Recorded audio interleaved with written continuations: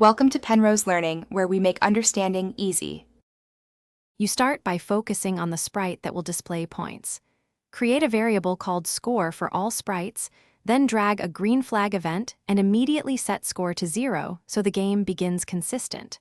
Once done, position the score display on stage and hide other UI elements that might overlap.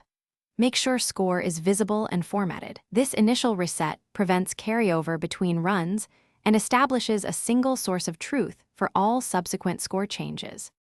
Now connect scoring to gameplay events. Whenever the sprite should grant points, insert change score by one or another value, where the collision or success is handled.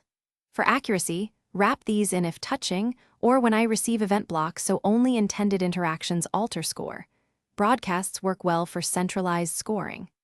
Once placed, test interactions repeatedly and add a short sound or flash to confirm increments visually and orally. Because feedback helps you notice missed or duplicated score changes immediately. Finish by adding checks. When score reaches your target, broadcast an endgame message and stop scripts as needed. Also place a reset on restart so score returns to 0. If multiple triggers cause extra points, use a boolean like just scored to prevent repeats.